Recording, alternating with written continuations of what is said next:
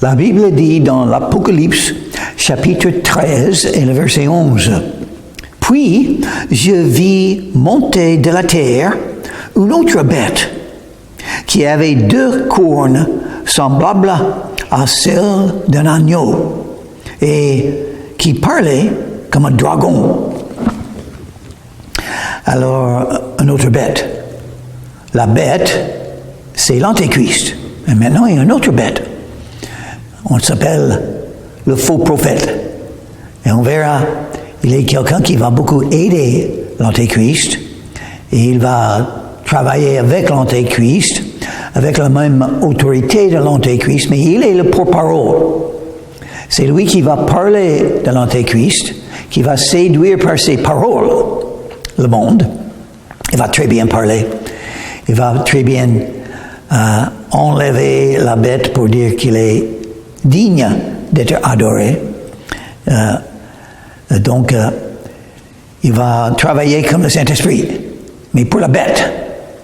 Et on a maintenant le dragon, le diable, la bête, l'Antéchrist, et la deuxième bête, le porte-parole, c'est-à-dire le faux prophète. Il va beaucoup mentir. Mais il aura très bien la capacité de parler et séduire des gens par ses paroles. C'est normal dans le monde, n'est-ce pas? Les chefs des pays ont des porte-paroles. Ce sont toujours des gens qui parlent bien. Ils savent convaincre les gens, soutenir les chefs. Et il va parler comme un dragon. Et ça, c'est accentué combien la bête, la deuxième bête, le faux prophète, parle.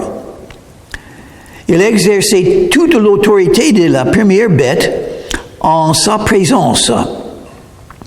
Et il obligeait la terre et les habitants à adorer la première bête, dont la blessure mortelle avait été guérie.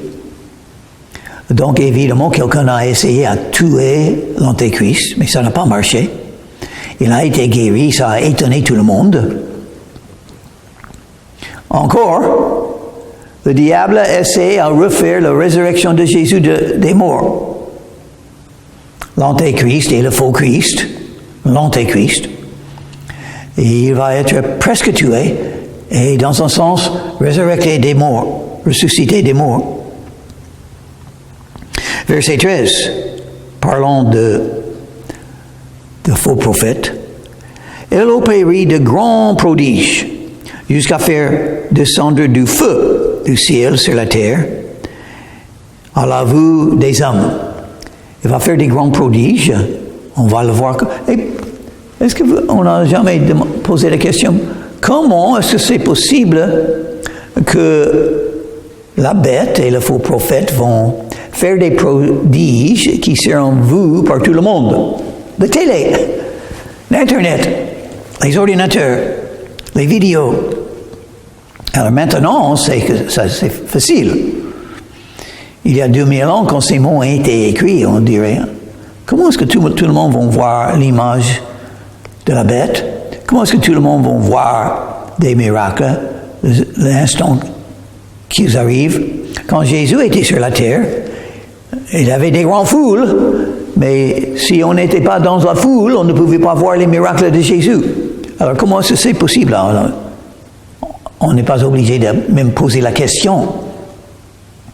Maintenant, dans la vie moderne, on comprend que ça serait très facile à faire, n'est-ce pas? Et elle séduisait les habitants de la terre par des prodiges qui lui étaient donnés d'opérer en présence de la bête, disant aux habitants de la terre de faire une image de la bête qui avait été blessée par l'épée et qui vivait. L'image sur la télé, peut-être. Hein? Et il lui fut donné d'animer l'image de la bête. D'animer l'image, ça se passe facilement avec les ordinateurs. Afin que l'image de la bête parle. L'image parle. Il faut se rappeler, l'apôtre Jean voit les choses de l'avenir. L'apôtre Jean a des pensées, il a des connaissances de quelqu'un qui vivait il y a 2000 ans. Ne connaissait pas les ordinateurs, la télé, les films, les vidéos, l'Internet, ne connaissait pas. Donc, à mon avis, c'est vraiment possible qu'il parle de ce qu'il a vu sur une télé, l'image de la bête. Afin que l'image de la bête parle et qu'il fasse que tous ceux qui n'adoraient pas l'image de la bête soient tués. Alors, qu'est-ce qu'on a? Est-ce qu'on a eu quelque chose un peu semblable à ça récemment? Oui, le COVID. Le COVID et tous les mensonges que les chefs des pays ont dit en ce qui concerne le COVID. Il faut porter des masques, ça va vous protéger. Un mensonge. Il faut un piqueur, ça va vous protéger. Un mensonge. Tout le monde va mourir sans le piqueur. Un mensonge. Les piqueurs sont bien... on n'a rien à craindre si on prend les piqueurs. Un mensonge. Et qu'est-ce qu'ils ont fait, les chefs de pays? Ils ont fait beaucoup de choses pour forcer des gens à prendre des vaccinations contre le Covid. On ne peut pas, dans beaucoup des boulots, on va perdre son boulot sans le piqueur. On s'est rejeté des militaires. On ne peut pas être un médecin, on va perdre son capacité de gagner de l'argent. On ne peut pas voler par avion, ici et là. On ne peut pas partir d'un pays ou entrer dans un autre pays. Ils ont fait beaucoup de choses pour... Et qu'est-ce que c'est le résultat? Beaucoup de gens maintenant, après avoir vu ça, cette comédie, la prochaine fois, on ne verra pas ce que les chefs de pays disent. Moi, je sais que je ne vais pas prendre les piqûres la prochaine fois. J'ai fait 3 piqûres. Chaque fois, j'étais très malade. C'était bizarre. Mais non, pas encore. Est-ce que je suis protégé? Non, pas du tout. Pourquoi j'ai fait? Pour pouvoir voyager. Pour pouvoir évangéliser dans un autre pays, j'ai fait des piqûres. Prochaine fois, je ne ferai pas. Oh, mais ceux qui sont sur la terre pendant le règne de l'Antéchrist, ils auront un choix. Adorer la bête ou mourir. Donc, les chefs des pays vont apprendre aussi. Ils vont apprendre que, aïe, ce qu'ils ont fait avec le COVID, maintenant, les gens de la terre ne vont pas le faire la prochaine fois. Beaucoup ne vont pas le faire la prochaine fois. Donc, la punition de la mort, si on n'adore pas la bête. Et il fit que tous, petits et grands, riches et pauvres, libres et esclaves, reçoivent une marque sur leur main droite ou sur le front. Ce n'est pas une piqûre cette fois, c'est une marque sur le front ou sur la main droite. Pourquoi? Pour identifier. Il ne faut pas une carte peut être changée, une carte peut être perdue. Une marque sur le front et sur la main droite. Oui, c'est une bonne idée, n'est-ce pas? Comme ça, on pourra très facilement identifier qui ont obéi les gouvernements pour adorer la bête et qui n'ont pas obéi. Et une autre chose, verset 17, et que personne ne puisse acheter ni vendre sans avoir la marque, le nom de la bête ou le nombre de son nom. Alors, si on ne peut acheter ni vendre, ça veut dire on va souffrir. On va perdre son boulot.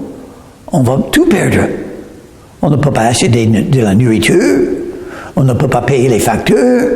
On ne peut pas gagner l'argent. On ne peut pas aller à la banque pour retirer son argent. Rien. On va être dans un instant sans tout, avec rien. Et de même pour la famille. Et votre femme, votre mari, vos enfants, les grands-parents, tous, si vous n'adorez pas la bête. Et un vrai croyant, Jésus ne peut pas adorer la bête. Impossible. Donc les croyants seront persécutés avec la plus grande de toutes les persécutions. Tués, isolés, abandonnés, avec toutes les souffrances possibles pour un être humain sur la terre. Ne peut ni vendre, ni acheter, sans avoir la marque de la bête. Qu'est-ce que c'est la marque de la bête? C'est ici la sagesse que celui qui a de l'intelligence calcule le nombre de la bête. La Bible va le dire dans l'avenir. Car c'est un nombre d'hommes, et son nombre est 666. 6, 6, 6. 3 chiffres. C'est écrit dans la Bible. Et maintenant, c'est bien connu dans le monde. Mais c'est bien connu. C'est un chiffre qui est bien connu, même par les non-croyants. 6, 6, 6. Une fois, je suis allé au gouvernement local pour obtenir un nouveau truc pour ma voiture. Ça a 3 lettres de l'alphabet et 3 chiffres. Ils sont venus, la dame est venue. Les trois lettres de l'alphabet étaient là, et puis les 3 chiffres. Les 3 chiffres étaient 6, 6, 6. Et j'ai dit, je ne peux pas prendre ça. Il faut remplacer ça pour moi. Je m'excuse, mais s'il vous plaît, remplace-la pour moi. Et elle l'a fait. Je n'aimais pas le numéro. Je ne voulais pas avoir le nombre 6 sur ma voiture. Je ne vais pas l'avoir sur mon front, ni sur ma main, et ni sur ma voiture. Pourquoi 6? Peut-être ça symbolise quelque chose. Par exemple, 3 chiffres. Normalement, on a le Père, le Fils et le Saint-Esprit, Dieu. Mais le diable veut remplacer ça avec le diable, l'Antéchrist et le faux prophète. 3. Et pourquoi 6? On voit dans le livre d'Apocalypse, le numéro 7 est souvent là. Les 7 chandeliers qui symbolisent les 7 églises. Les 7 anges qui symbolisent les 7 prédicateurs. Le livre avec les 7 sceaux que Jésus seul pouvait ouvrir pour commencer la fin. Les 7 trompettes. Le numéro 7 est peut-être le numéro de perfection. Donc le numéro 6, peut-être, ça symbolise, on n'arrive pas. On essaie à remplacer Dieu, mais on n'arrive pas. Le diable est vaincu. L'Antéchrist sera détruit, et aussi le faux prophète. Il ne peut pas atteindre ce qu'il cherche. C'est la rébellion, c'est le péché. La rébellion contre Dieu ne marchera jamais, ni par la main du diable, ni par la bête, ni par la deuxième bête, le faux prophète. Donc la Bible le dit. Il faut faire attention, parce que pour recevoir le numéro 666 sur le front, oui, on peut continuer à acheter, à vendre. On peut garder son boulot. On peut continuer à vivre sur la terre avec toutes les désolations qui seront là, les jugements. Mais il faut adorer la bête. Ça, c'est le problème. Un croyant ne peut qu'adorer Jésus. Jésus est le Seigneur des Seigneurs. Jésus est notre Dieu. Jésus est notre Sauveur. Nous aimons Jésus. Nous suivons Jésus. Nous invoquons le nom de Jésus. Personne d'autre. S'il faut mourir, on va mourir. Mais on sait que juste après la mort, on sera dans le ciel avec notre Seigneur et Sauveur. Chapitre 14.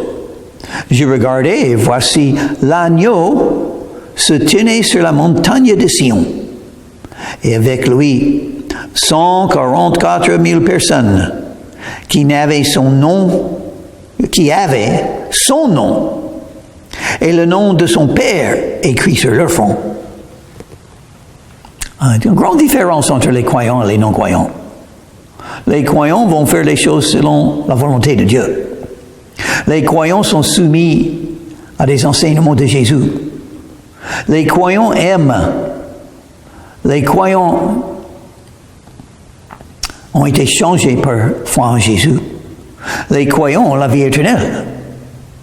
Et il y a une grande différence. Et Dieu veut que cette différence entre les croyants et les non-croyants se voie. Il ne faut pas cacher le fait que vous êtes un croyant en Jésus. Il y a des moyens de dire au monde, je crois en Jésus et je le suis. Qu'est-ce que c'est la manière de le faire? Il y a deux manières de le faire. La conduite. Votre conduite, vous ne faites pas. Vous ne chassez pas les plaisirs du monde. Vous ne buvez pas trop. Vous ne cherchez pas les convoitises de la chair. Vous avez une vie de foi et de prière.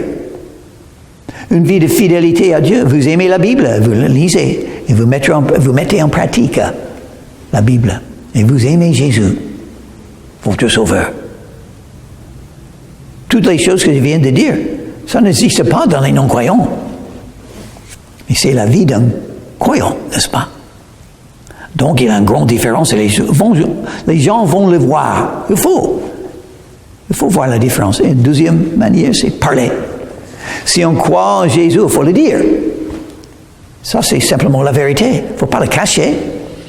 Vous êtes la lumière du monde, Jésus a dit. Vous êtes le sel de la terre. Il ne faut pas cacher ce que Jésus a fait dans votre vie. Vous pouvez le dire. C'est votre témoignage.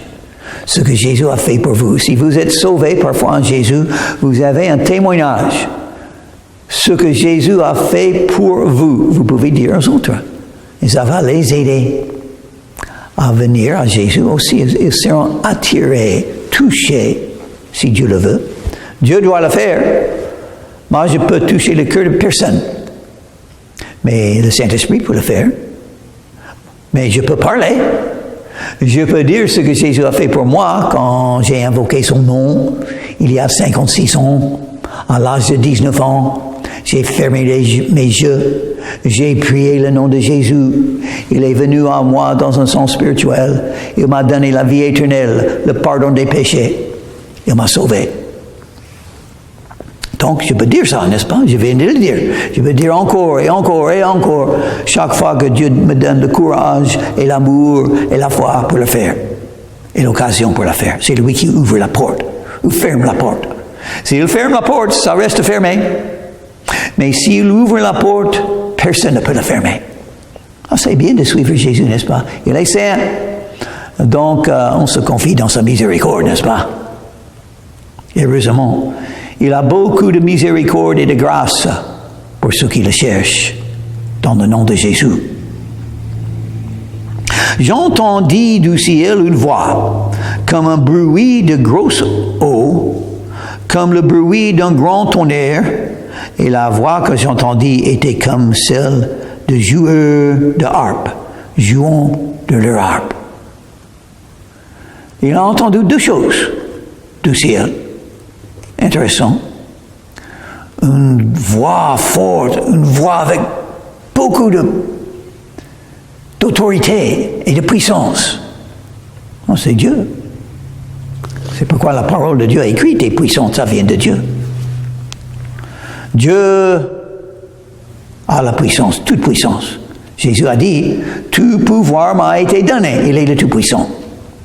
Il décide ce qui va arriver par l'Antéchrist, par le diable, par le faux prophète, par les gens de la terre qui ont si sur le fond. Jésus décide. Dieu le Père décide. Le Saint-Esprit décide. Et intéressant, avec ce grand bruit de tonnerre, il a entendu aussi la musique. La musique. D'où est venue la musique? Dieu. Dieu l'a créé, il a créé toutes choses. Il a créé la musique. Oh, j'ai envie des gens qui savent faire la musique, qui ont la capacité. Moi, je peux presque pas parler. Mais il y a des gens qui peuvent chanter la vérité, chanter le nom de Dieu, chanter la joie et l'amour.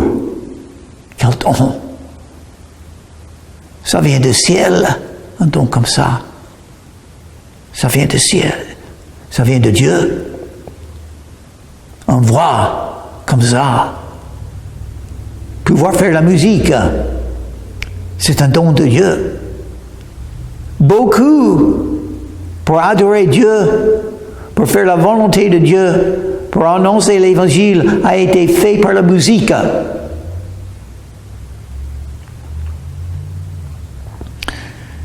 Et il a entendu la musique, et puis il a entendu des gens qui chantent. Verset 3. Ils chantaient un cantique nouveau devant le trône et devant les 4 êtres vivants et les vieillards. Un cantique nouveau, les cantiques spirituels, très importants pour adorer Dieu. Il y a 4 choses qui se passent dans une vraie église, ou même 4 choses. La prédication de la Bible, les prières, la communion fraternelle et les cantiques spirituels, très importants. On ne peut pas adorer Dieu comme il faut sans les cantiques spirituels. C'est bien, n'est-ce pas, quand on apprend un nouveau cantique spirituel, qu'on entend pour la première fois, une cantique spirituelle qui est très bien. Je connais beaucoup de chansons en anglais, beaucoup de cantiques, et quelques-uns, un petit peu, 4 ou 5 cantiques spirituels en français. Peut-être je vais apprendre plus. Et une des joies d'être un croyant, c'est d'entendre pour la première fois un cantique spirituel qui est très bien fait, qui adore Dieu, qui touche le cœur. Ça arrive de temps en temps. C'est une joie. Et ça va arriver dans le ciel.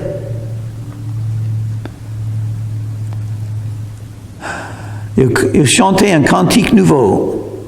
Et personne ne pouvait apprendre le cantique si ce n'est les 144 000. Beaucoup de choses sont cachées à des non-croyants.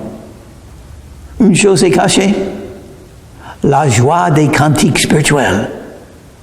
C'est caché des non-croyants. C'est seulement pour les croyants. C'est un don de Dieu.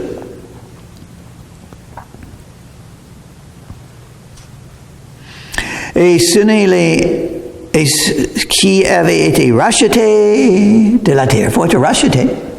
Ça veut dire acheter. Comment être acheté? Venir à Jésus et il vous achètera. Il vous rachètera. Combien d'argent est-ce que ça coûte pour m'acheter? Le sang de Jésus a été payé pour pouvoir vous racheter. Et donc, si vous venez à Jésus, si vous profitez de son sang comme ça veut dire que vous êtes un esclave à ce moment. Il vous a acheté par le prix de son sang. Vous appartenez à Jésus. Donc, on dit, n'est-ce pas, les vrais croyants, on dit, Seigneur, que veux-tu que je fasse? Tu es maintenant mon Seigneur, et je suis ton serviteur, ton esclave. C'est toi qui décides, et moi qui te suive. C'est toi qui parles, et moi j'écoute. Qu'est-ce que tu veux, Seigneur Jésus-Christ? Ce sont ceux qui ne sont pas souillés avec des femmes, car ils sont vierges. On parle de la grande tribulation.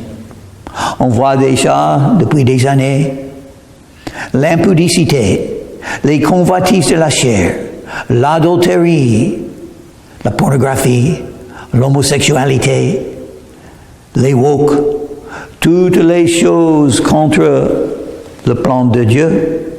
Au commencement, Dieu a créé un homme et une femme.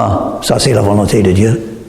Un homme et une femme, unis, un couple, deux qui sont devenus un, qui s'aiment, qui sont fidèles l'un à l'autre, qui ne cherchent pas des autres, et qui sont fidèles dans ce sens-là. Parce que ça signifie la relation entre un croyant et Jésus, le mariage. Ça symbolise quelque chose. L'amour qui doit exister entre Jésus et le croyant, nous sommes unis avec lui spirituellement. Et nous sommes un parce qu'on marche avec Jésus. Et Jésus travaille dans nos vies. Et ce que Jésus fait, je fais. Où Jésus va, j'y vais.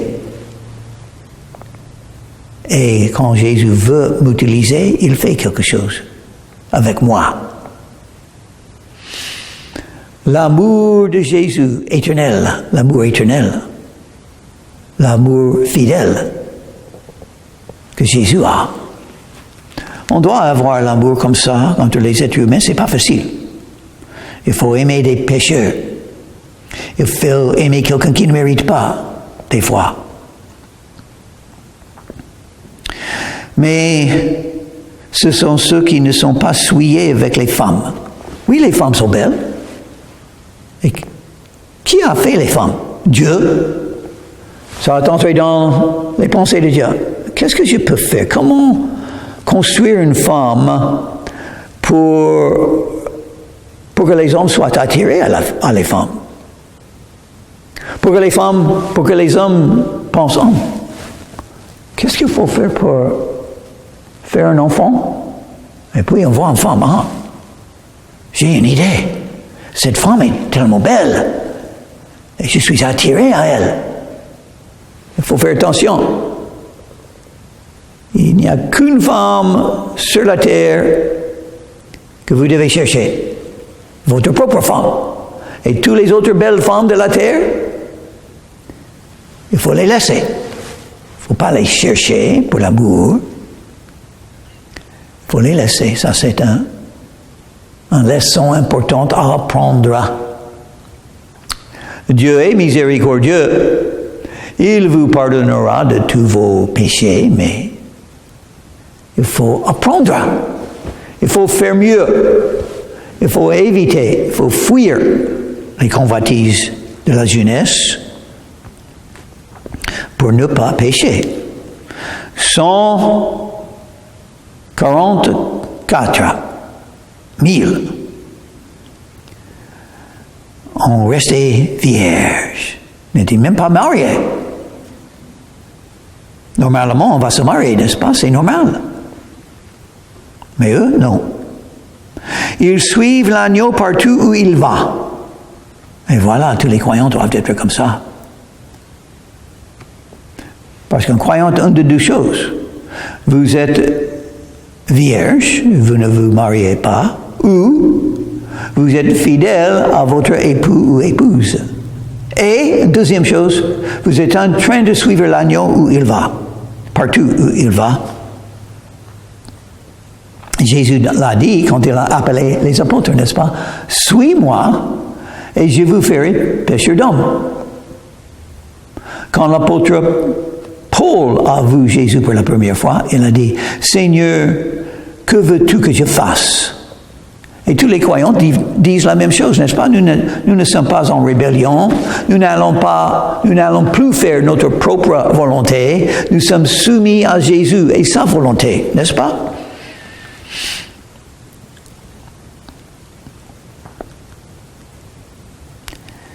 Et ça dit, ils ont été rachetés d'entre les hommes comme les prémices pour Dieu et pour l'agneau. Nous sommes rachetés, c'est pourquoi nous sommes en train de suivre Jésus, c'est pourquoi nous sommes en train de fuir les tentations pour vivre une vie sainte. Qu'est-ce que Dieu veut pour vous? Qu'est-ce que c'est la volonté de Dieu pour vous? Je sais. C'est le même que pour moi. Vivre une vie de sainteté. Il est saint. Il nous a donné la position de sainteté par la grâce qui se trouve en Jésus. Mais il veut aussi que nous puissions avoir une vie, une conduite de sainteté. Ça, c'est la volonté de Dieu pour vous. Et dans leur bouche, il n'est point trouvé de mensonge, car ils sont irréprochables. Dire la vérité, ça c'est la volonté de Dieu pour vous. Ils ont dit qu'ils ont suivi Jésus, et puis ils ont mentionné une seule chose qu'ils font. Une seule chose. Pour démontrer, pour être une preuve que vous appartenez à Jésus, dire la vérité. Ils ont dit la vérité. On dit la vérité quand on vient à Jésus. La vérité, je suis un pécheur, il me faut un sauveur, il faut changer de voie, maintenant je vais suivre Jésus. On dit la vérité. Et à ce moment, on connaît la vérité, qui est Jésus. La vérité qu'il est le Fils de Dieu, qu'il est le Sauveur, qu'il est mort pour tout le monde et pour vous. Et vous pouvez être sauvés en invoquant son nom. Peut-être que vous n'êtes pas sauvé à ce moment. Vous pouvez l'être. Vous pouvez être sauvé de vos péchés. Vous pouvez gagner la vie éternelle et la nouvelle naissance, une naissance spirituelle. Si vous venez à Jésus dans votre cœur, invoquez le nom de Jésus et il vous sauvera. Romains chapitre 10 et le verset 13 dit, « Quiconque invoquera le nom du Seigneur sera sauvé. » Et Jésus est le nom du Seigneur.